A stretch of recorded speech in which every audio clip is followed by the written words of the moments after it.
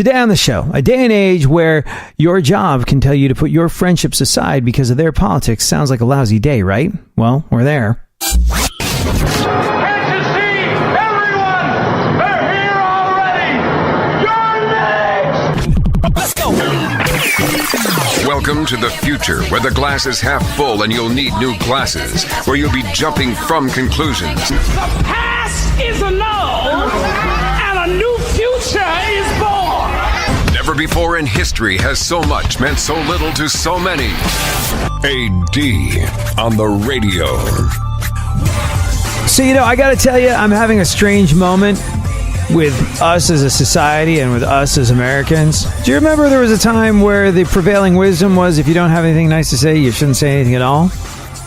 Well, apparently the prevailing wisdom in America now, and this doesn't matter which side of the political fence you fall down on, apparently the prevailing wisdom is if you don't have anything horrifically awful to say about someone who thinks differently than you, then you should just shut the hell up. How would he go from, it's nice to be nice to, unless you're tearing them down, shut up? What am I talking about? Talking about what happened to a college professor recently for saying that somebody else that happened to be in the world of politics was a nice guy.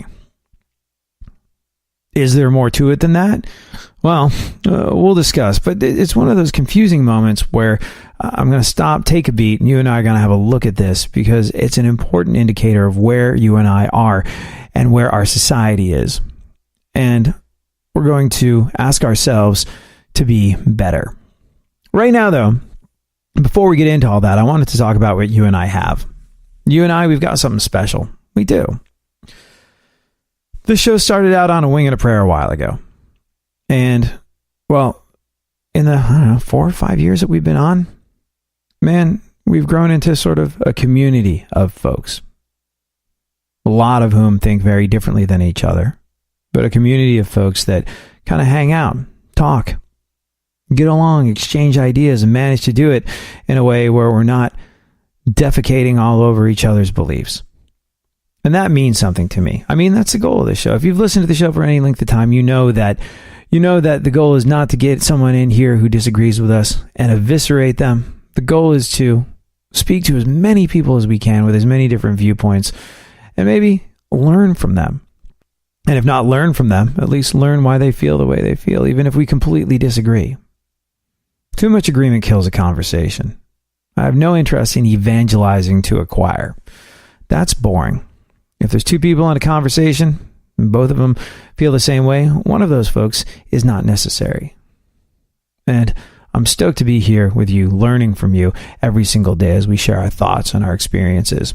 And I'm especially glad that we're doing this over the radio. Radio.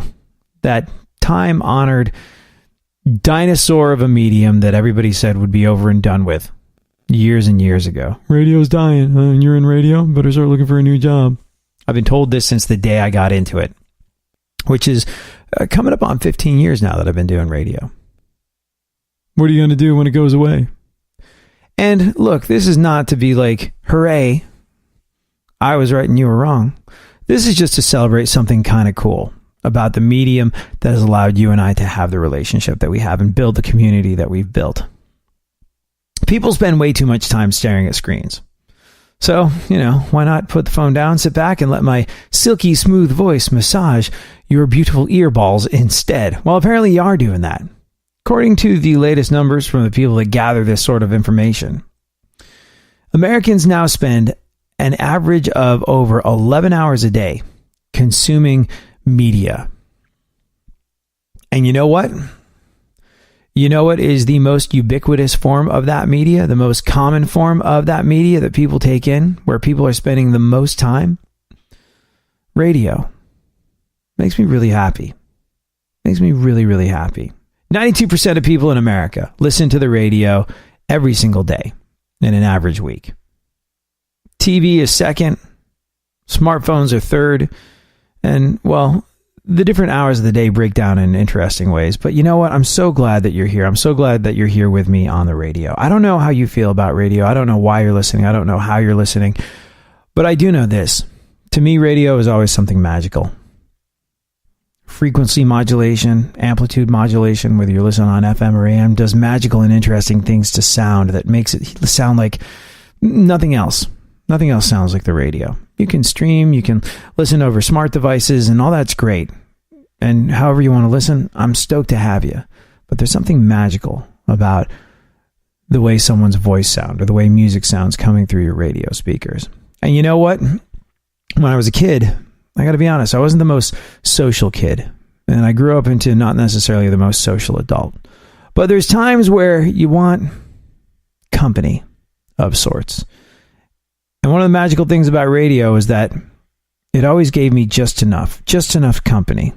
And so if I'm doing something similar for you, if I'm keeping you company, I'm so happy you're here. Thank you so much for being a part of the magic that's taking place on your radio. It's AD on the radio.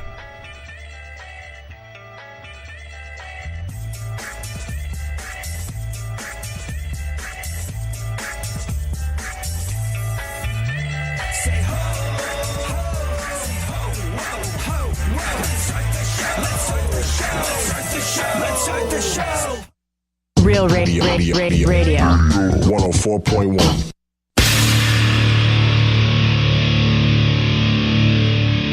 Where the left and right come together for fundamental truths. AD on the radio.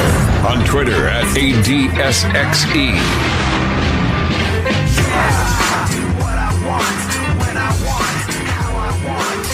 So if you're a parent, if you are maybe thinking of becoming a parent, or maybe you've just been thinking about your parents,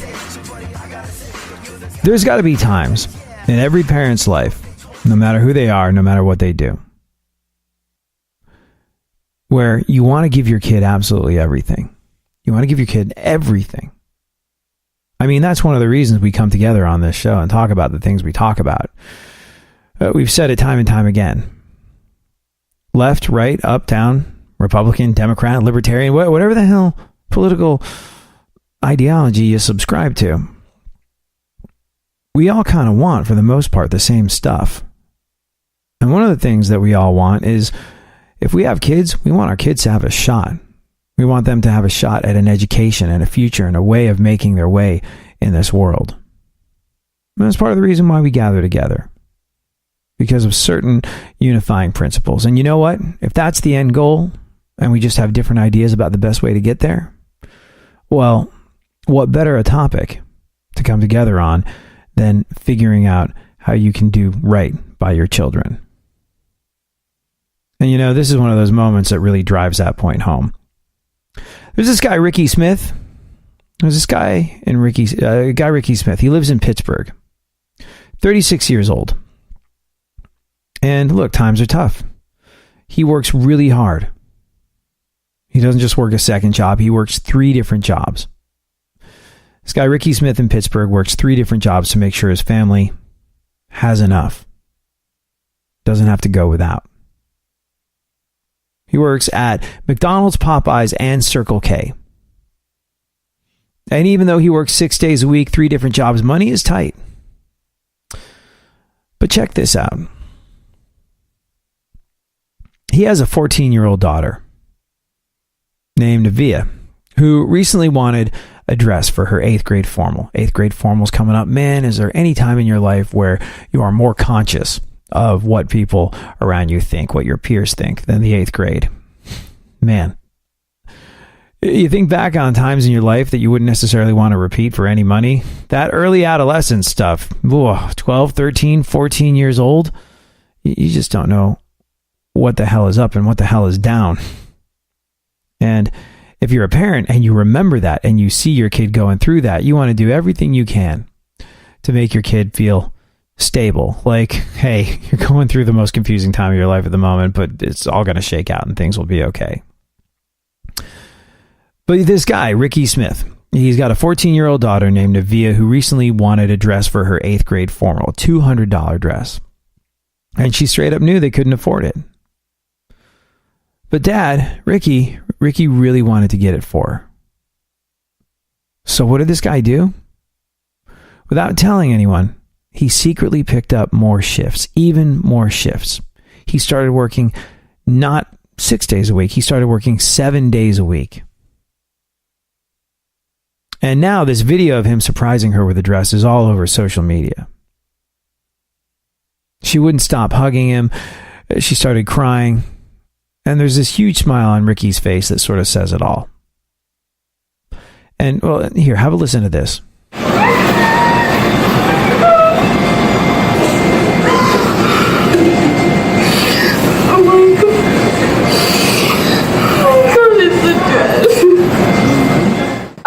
That's her getting the dress. And, well, I mean, it went viral, so she's been making the rounds. There's been some interviews, but have a listen. Like, Mom, Dad, I want this dress.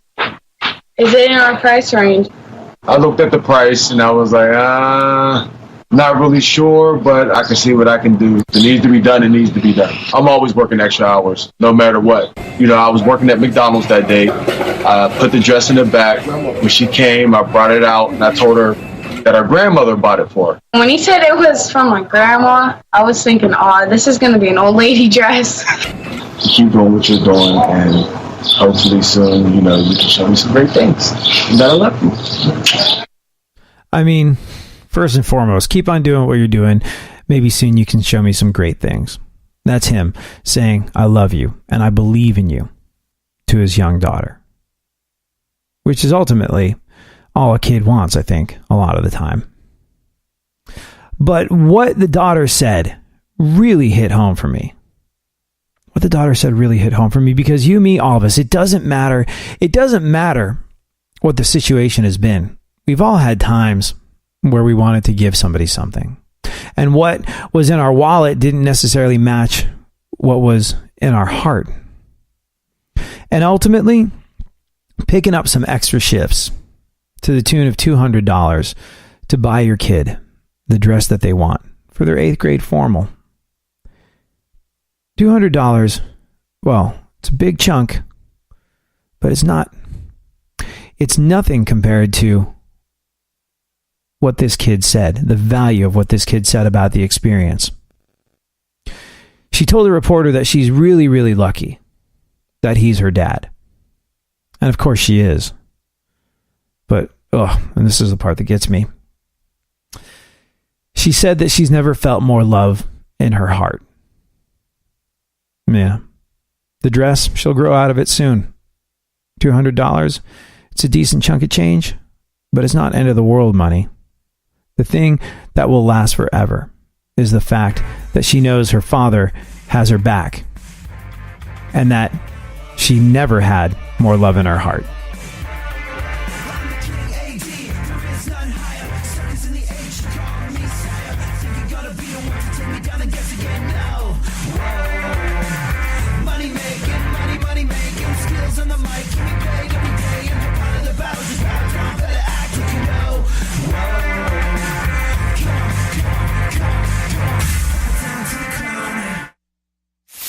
For more stimulation and less irritation, 9 out of 10 doctors choose KPRC AM 950, Houston's more stimulating talk radio.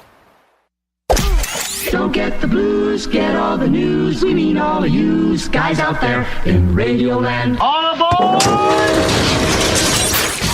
He's back. AD on the radio. Give it up, yeah. Give it up, yeah. Bring this on, come on, come on. So do you feel like we as a society are getting ruder? Do you feel like we as a species are getting ruder? Sometimes I do. I'm loath to say it, but sometimes I do. Maybe I'm old-timey with my ideas with regards to manners. Only because, well, I was always taught to use manners when I was a kid. This does not make me unique, but I think the reason behind manners, that was something that I kind of liked. I was told that manners were just an easy way of letting other people know that you cared about their feelings. I was like, oh, well, I don't want anybody thinking I'm a jerk that doesn't care about their feelings. And my young mind linked up that saying please and thank you is a big deal. I remember there were a couple different instances. One, in the school lunch line, there was just a sign taped to the back of the wall. And I guess one lunch lady had it with some idiot kid going, more peanut butter sandwiches, hop to it. Because there was a big sign taped up behind the wall, or on the wall behind the lunch lady, that said please and thank you. Not use these words, not we would like you to say please and thank you, just please and thank you in big letters. And I was like, oh, please and thank you. So I would always say please. I would always say thank you. And well, I noticed that I got along just great with the lunch lady and sometimes got extra pudding thanks to my politeness. And I was like, delicious sweet treats thanks to being nice. And this woman knows I care about her feelings. It's a win-win. I'm going to use manners when at all possible. So manners, I think, are important. Being polite is important, but man, you feel like you get the impatient and short end of the stick more and more from people in this day and age. And like I said, maybe this is my old timiness coming out.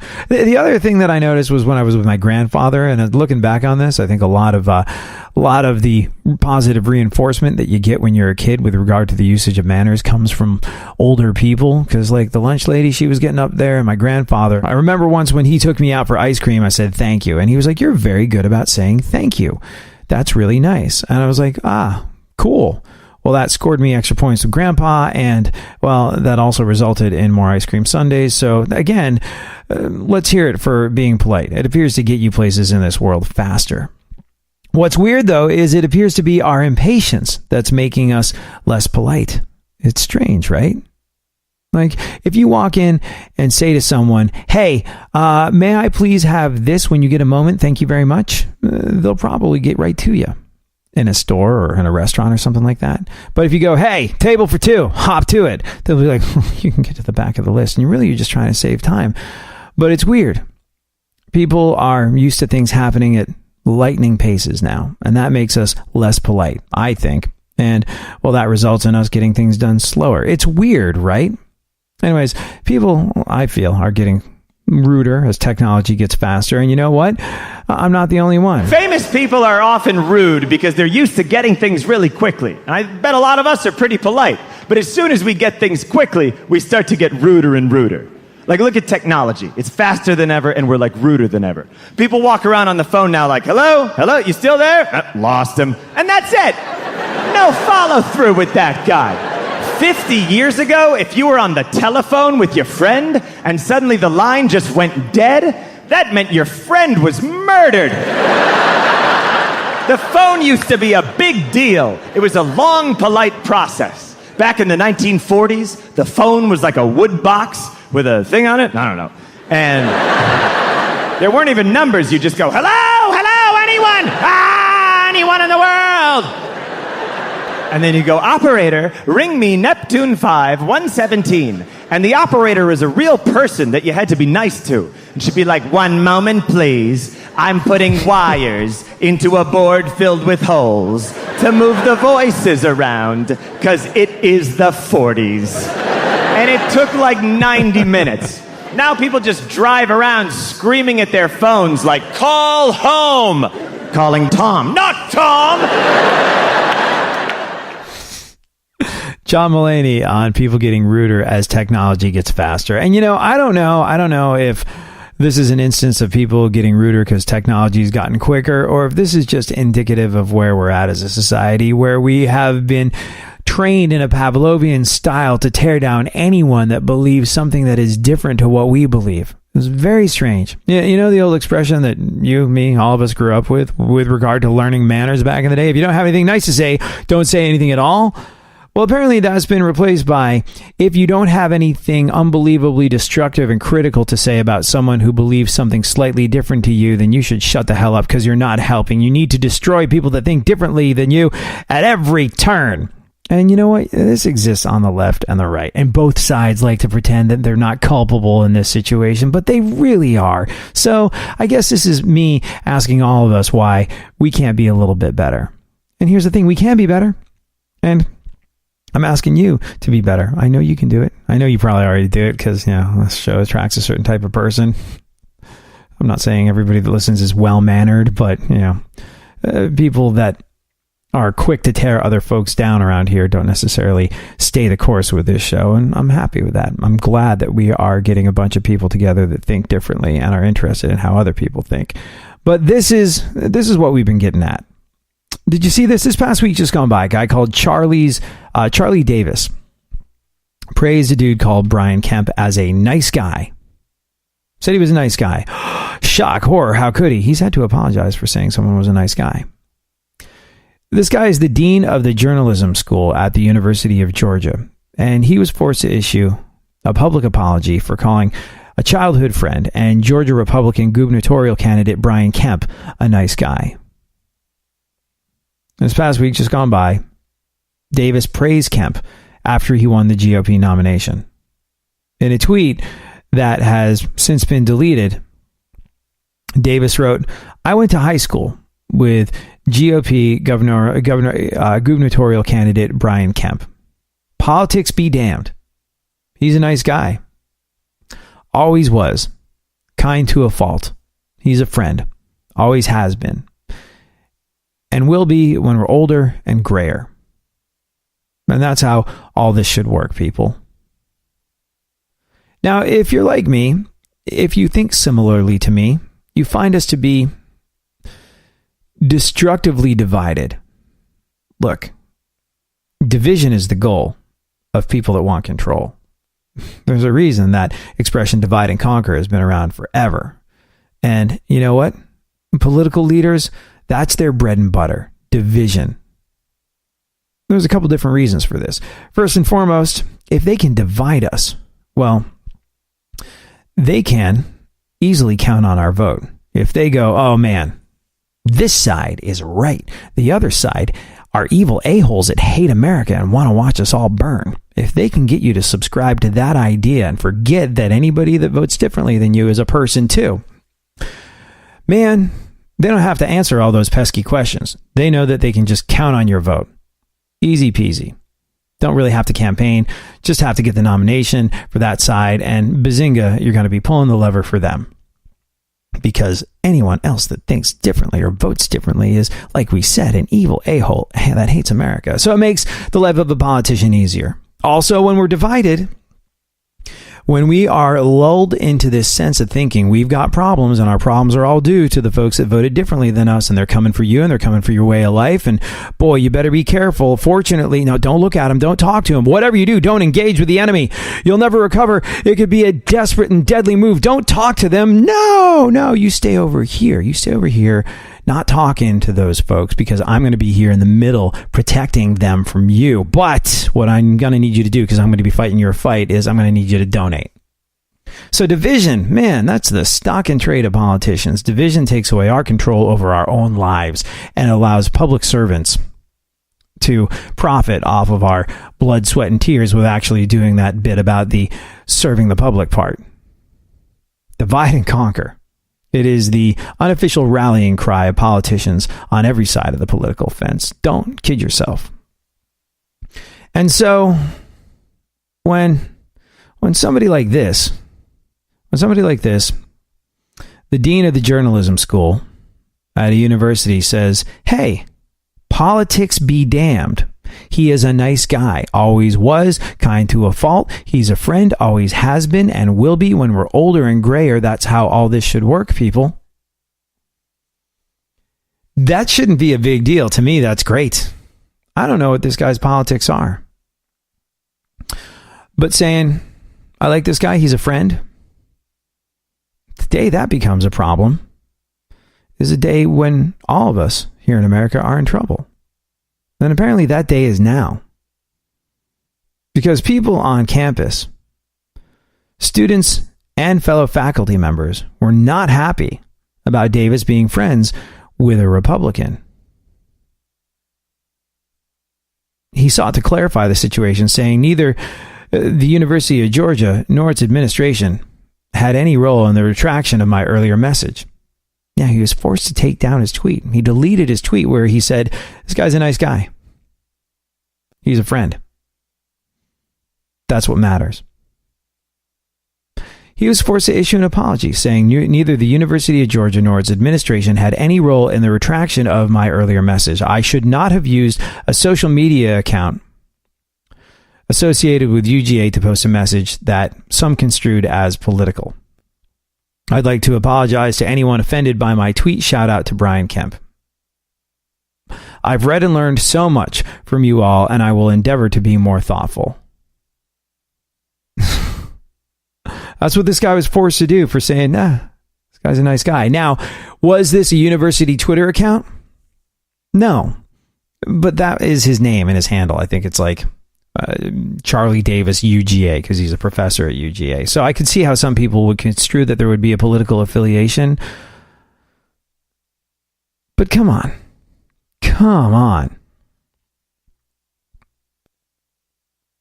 Where are we at if we can't reach across the aisle?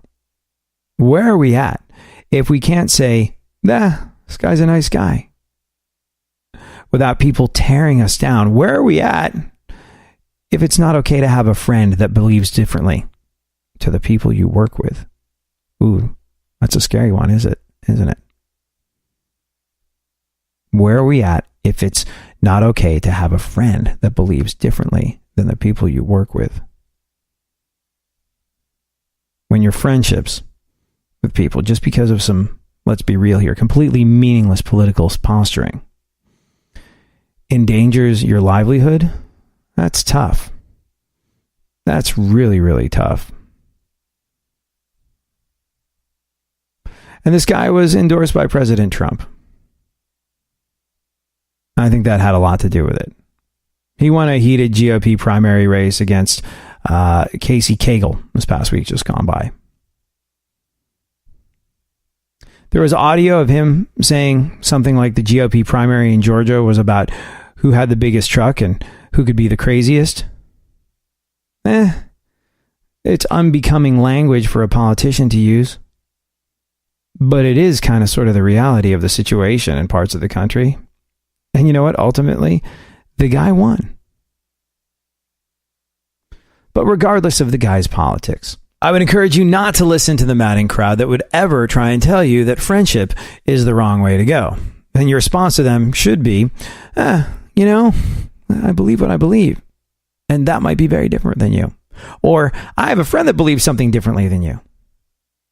However, still willing to be your friend, let's be friends. The day we put politics in front of friendship, the day we are scared to put our friendships aside because of the politics of people around us, the day that they have the political power, the day that they have the power to affect your livelihood, which is, let's be real here, what this guy was worried about. He was worried about losing his job. But the day politics take precedence over friendship, well, that's a dangerous place. And like I said, we've arrived at that place. So I'm asking you today to do the opposite. Find an instance that allows you to put friendship in front of politics. Find an instance that lets you get along with someone that believes differently than you. There's tremendous value in that, and we seem to have forgotten. So consider that our reminder. Above all else, be a friend.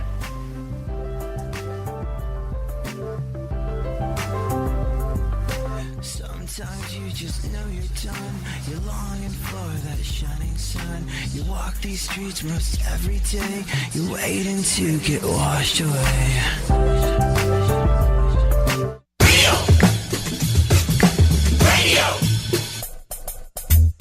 Radio.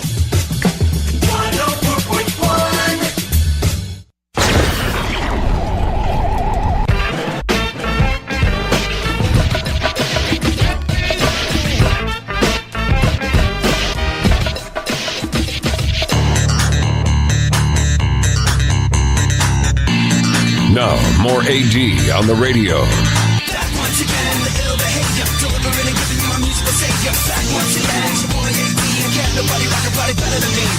Did you struggle at all academically? Boy, did I ever. I was not good at certain things, really terrible at certain things. And, kind of sort of wondered why for a very long time. And as it turns out, dyslexia, attention deficit disorder. It's funny.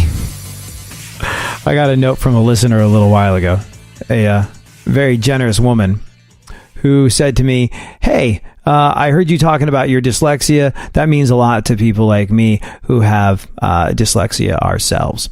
And I just wanted to let you know that it was a big deal. And you put the sexy back into dyslexia. It's like, wow, that's good. So thank you, Sarah, and thank you for listening. Apparently I put the sexy back into dyslexia. But yeah, that's why I wasn't so hot in school at specific subjects. I had a very big problem that went undiagnosed for a long time, and that was my dyslexia. But during that time where I was struggling, my parents thought maybe a tutor, but tutors are expensive. I never had a tutor. I went in for a lot of extra help.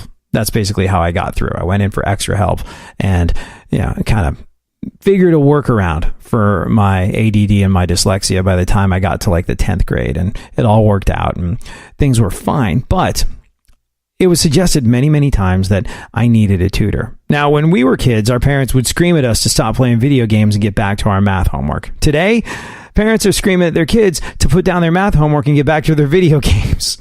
It's true. To the point where, believe it or not, some parents have started hiring, get this, video game tutors to help their kids. Yeah. Now, if you happen to be good at video games, man, is this a side hustle for you? Or maybe it's your main hustle. I don't know. But this is one of the things I love about the developing technological world. The fact that there's a new need that springs up every single day. And when that happens, well, there's going to be someone with an ability to fill it, a chance to make their way in the world that they didn't have in the past. And that's kind of cool because tutors for video games can now run around $20 an hour. Yeah.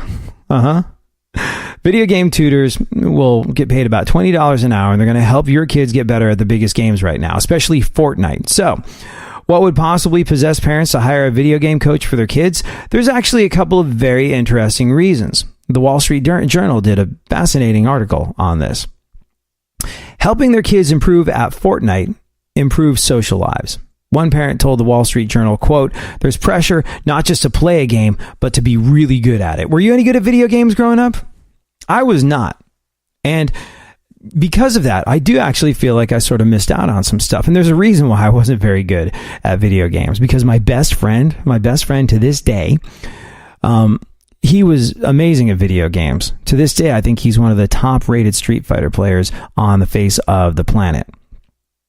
But because he was so good, I would go over to his house to play video games because my parents weren't necessarily into, getting me a Nintendo. We had one television in the house. It was teeny tiny. I was allowed to watch it for 2 hours a week. So they weren't necessarily springing for Duck Hunt or something of that nature when I was a wee strip of a lad. So I would go over to my buddy's house to play video games, and my buddy, who, like I said, is still my best friend to this day, was unspeakably good at all of them. Like I said, he is one of the top-rated Street Fighter players in the world, but he was also really good at everything else. And because of that, he just crushed me every single time. He's like, "You're never going to learn if I'm easy on you." I was like, you got to be kidding me.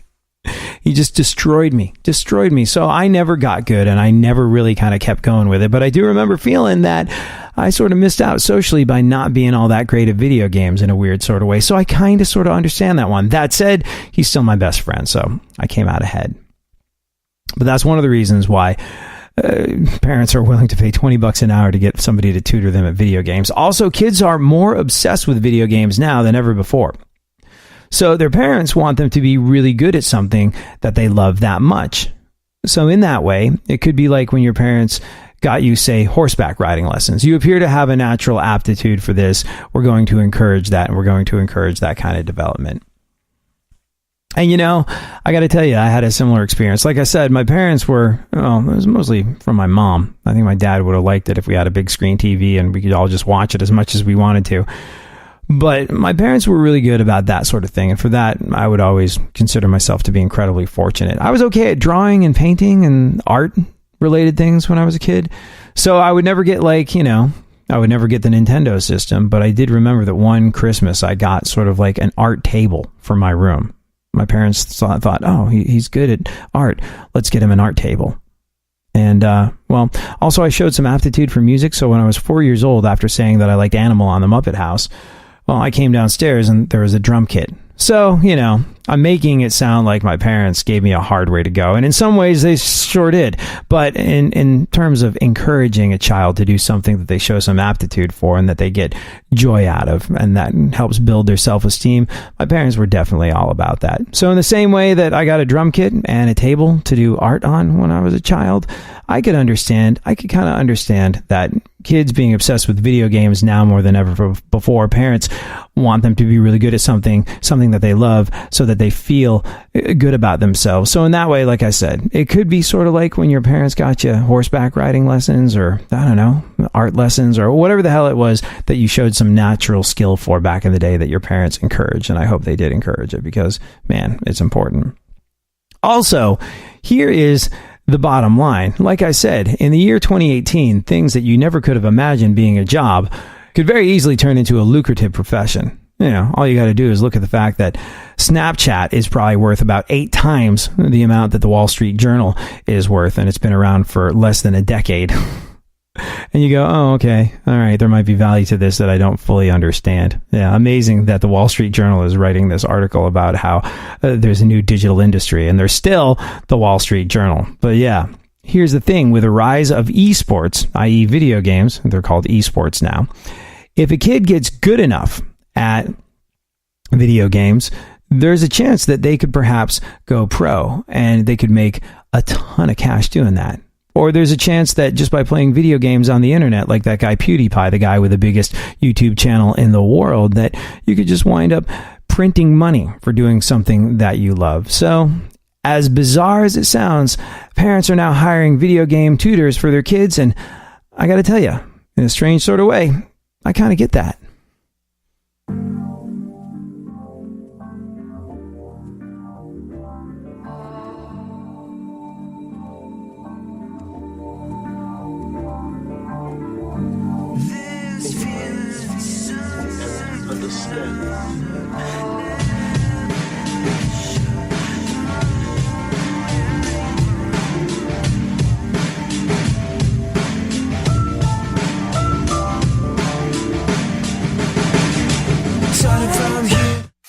Leave the stimulation to the professionals. Everyone is so smart.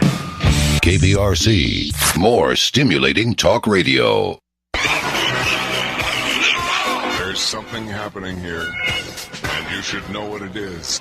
The Dumbing Up of America. Now, more AD on the radio.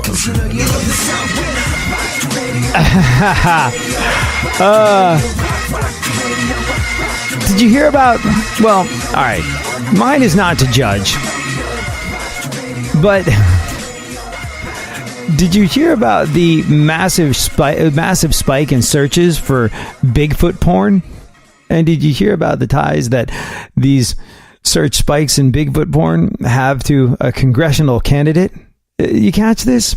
We'll go over the news in the events of today in just a little bit, but I would be remiss if we didn't get to this story, so let's hit it now. At this point, there's really nothing. This is what we talk about every single day, but at this point, there's really nothing that can happen in politics that we'd call unbelievable or even surprising. However, this is rather close. There's a Republican named Denver Riggleman, and he's running for Congress in Virginia. His opponent is a Democrat called Leslie Coburn. Side note, her daughter is Olivia Wilde, but that's not really what's important right now, right here. No. What's important is this past Sunday night just gone by, Leslie tweeted screenshots from Denver's Instagram account that seemed to show he's got a raging Bigfoot erotica fetish. Yes.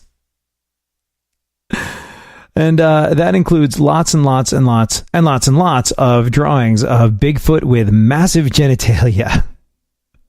And apparently he even recently wrote a book called The Mating Habits of Bigfoot and Why Women Want Him. Not even joking. This is Denver's second scandal. The first was when he campaigned with a Senate candidate named Corey Stewart, who's tied to white supremacists. Could the Bigfoot thing be more damaging to voters?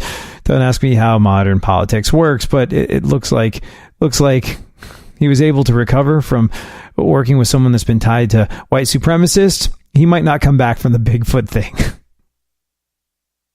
And generally speaking, if you've got a fetish for Bigfoot erotica, if you've got a Bigfoot erotica fetish and you're running for some sort of elected political office, you would imagine that you would do your very best to keep that quiet and out of the public eye. Not so much. It was literally all over his Instagram page. I have to imagine that he might have taken some advice and taken it down. But I'm looking at some of it now, and well, it's illustrations of Bigfoot. And let me tell you, the foot, not the only part of it that is sizable. It's really quite something. I'm amazed that it didn't get flagged by Instagram. I mean, I know it's a drawing of a fictional character, but nevertheless, like I said, this is a guy who seems to have been able to come back from his ties to white supremacists, but the Bigfoot thing could kill his career. Modern politics is a mystifying thing. Anyways, Denver is now saying that he's not into sexy Bigfoot, but he's interested in, quote, research into the Bigfoot myth.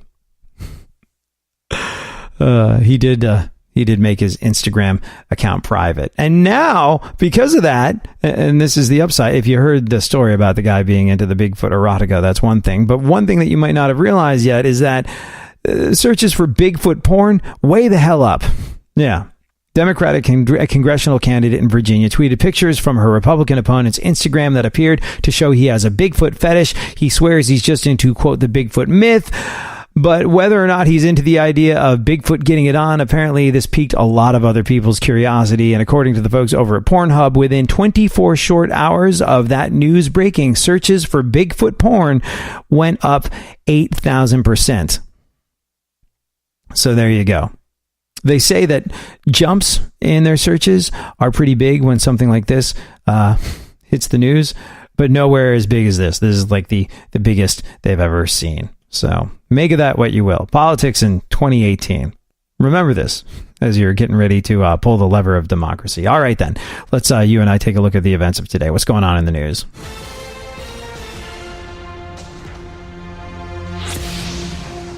Oh, this will be an exciting and nostalgic tour. Did you see that Ben Folds? Man, I love Ben Folds. I remember there was a lot of screaming and yelling going on in alternative rock music, and I like that. I'm a big fan of screaming and yelling, especially when I was a kid. When I discovered the work of Rage Against the Machine, it was a massive, wonderful, game-changing moment for yours truly. That was fantastic. However, I did kind of find myself thirsting for something that was a little bit more melodic occasionally. You know, you sort of get burnt out on something, everyone's screaming, and you want to go in a different direction after discovering the screaming about 6 months before everybody else did. Did you have that experience? So when Ben Folds came into my ear holes, courtesy of the radio, I was all about it. And then I picked up a copy of their single, and it was Ben Folds spinning on his head at his piano. I was like, this is something I'm interested in. And, you know, they became this sort of middle-of-the-road, adult-oriented thing, and there's nothing wrong with that, but Ben Folds were genuinely exciting, and to me, because they were so different, kind of dangerous band at one point. But Ben Folds and Cake are going to be going out on tour together. I think they were going to call the tour Cake Folds, which is interesting, because, well, that's exactly the sort of thing that I lift up to scrub under when I'm in the shower. I move my cake folds so I can be sure I'm totally clean. Hey, speaking of people with cake folds, Harvey Weinstein is out and about. Yeah, Harvey Weinstein went to a screening of Hotel Transylvania 3. Ooh, a set on this guy. Really? You're going to go to a screening? You're going to go to a public thing? What the hell? Anyways. When Weinstein saw that the movie was set in a hotel, I think out of habit, he wore an open robe. The NFL has ordered Cowboys owner Jerry Jones to stop talking about the national anthem controversy. Oh, the NFL said that? Oh, well, there you go. Considering Jerry Jones famously hates the sound of his own voice and is never known to speak out of turn, I'm sure he'll shut up right the hell away. That'll go well. Rumor has it, and this would be interesting. This would be interesting if it does happen. Rumor has it that Kobe Bryant is getting ready to come out of retirement to play for the Lakers. Why? Because, well, they've got LeBron James now, and he couldn't miss an opportunity to play with LeBron James. Which, well, like I said, is an interesting one. And a scary prospect to female hotel employees around the country. Facebook said that it shut down, get this, Facebook said that it shut down a sophisticated disinformation operation that was meant to influence our midterm elections. Yeah, Facebook says it shut down a sophisticated disinformation operation. Which says to me, there was a sophisticated disinformation operation. And, where there's one, there's probably another. So if you got that one, how many have you missed before that? Facebook? What the hell, man? What the hell? But yeah, Facebook say they've shut down a sophisticated disinformation operation. In other words, they've suspended your redneck uncle's account. President Trump has asked Chief of Staff John Kelly to not leave before 2020. Yeah, that's we talked about this a lot on the show. Here's this guy that was brought in to restore order to Trump's White House, and he didn't want to do it. I mean, here's this guy who had an absolutely incredible military career. And you know what? There's a reason. We've talked about this on the show in the past. There's a reason I love working with veterans, because veterans come from a background of doing what they say they're going to do. Because if they don't, people could die. So I love dealing with veterans, whether they're my coworkers or whether they're just my friends. You know what never happens when you agree to meet a veteran at Starbucks for coffee? You don't get that text message, just getting out of the shower, sorry I'm running late, order me a latte. No, they're there on freaking time. How hard is that? Well, if you come from a dignified and stable background, like the military, the way John Kelly has, I guess it's a little easier. So the idea was that dignity, that stability that John Kelly walks around with was going to be something that rubbed off on Trump's White House. He was going to control things. He was going to kind of tame the situation. He was going to stop everybody from getting the president's ear. That was his whole big thing. He wanted to limit the number of people that got to talk to Donald Trump, and he wanted to make sure that there was a pecking order and some reason to it. And then what happened? People started going around him and talking to Melania about Donald Trump. So yeah, President Trump has asked Chief of Staff John Kelly not to leave, at least not before 2020, because it all went horribly wrong. It all disintegrated. That gravitas, that dignity, that respect that someone like John Kelly should command went bye-bye awfully quick in Trump's White House. So everybody knows he's not long for this world and he's ready to get the hell out of here. However, I don't know whether it's for optics or just because it would be difficult to replace him. It's got to be difficult to replace him. He's been asked by Trump to stay until 2020. Who I believe has also made the same request to Melania. The Department of Defense is reportedly planning to create President Trump's Space Force. Yeah. Remember that whole thing? Space Force! Okay. Well, apparently, despite the fact that, in my mind, it was categorized as something you could file next to the wall, meaning never going to happen. Sounds great, never going to happen. Donald Trump's Space Force might be moving ahead. Yeah, the Department of Defense is reportedly planning to create President Trump's Space Force despite lacking congressional approval. Oh. Well, if Space Force is actually going to be a thing, now it's just a matter of deciding which real housewife he's going to put in charge. A piece of rubble from Donald Trump's destroyed Walk of Fame star is up for auction. Yes, you can now buy a piece of Donald Trump's destroyed Walk of Fame star. Bidding starts at why? 85-year-old Supreme Court Justice Ruth Bader Ginsburg has gone on the record saying she's not done yet. What is it with old people not wanting to hang it up? I mean, I'm not trying to sound ageist, but 85 years old is old. It's been around the block several times. And look at the field of potential presidential candidates we had this time out. Trump, old. Hillary, old. Look at Giuliani. What's going on with him? It's weird. We've said this time and time again. There's this strange thing where I guess when people get to a certain age, they're studying for the final and they seem to make these last-ditch bids at significance. Like they want to go out and they want to go out with a bang and they want their place in history to be secure. So they start doing some interesting and in some cases ridiculous stuff. Giuliani, man, this guy went from being someone who, when he was mayor of New York, when I was living in New York City, you might not have liked his politics, but he seemed so level-headed and sensible and rational. And like you kind of had an idea that the things that came out of his mouth were going to make sense. And now he's become this like old curmudgeon-y guy that's doing the weird media pandering stuff with these attempted Ann Coulter-esque style incendiary headlines, and he's just not very good at it. So it just comes across as ridiculous, and you got to wonder why. And I think it's like I said, old people get old and they're looking to secure some sort of legacy, or they're uncomfortable with the fact that they're not long for this world and they want to go out kicking and screaming or something. But yeah, I'm not saying that's the case with Ruth Bader Ginsburg, but she wants to stick around. She's 85 now, and 85-year-old Supreme Court Justice Ruth Bader Ginsburg says she wants to serve at least a minimum of 5 more years. Yeah, Ruth Bader Ginsburg has gone on the record saying she wants to serve a minimum of at least 5 more years. To which Bernie Sanders replied that he appreciates her work despite her youth and inexperience. Oof. Ooh. Roy Moore. Remember him? Roy Moore recently walked out of an interview. Sacha Baron Cohen, he's got that new gotcha show that he's doing with politicians. And Roy Moore recently walked out of an interview during Sacha Baron Cohen. Roy Moore recently I can do this. Trust me on this one. I can do this. I'm a radio professional. Roy Moore recently walked out of an interview during Sacha Baron Cohen's new show. Yeah, me. Why? Well, I think, he was onto him. He didn't like the line of questioning.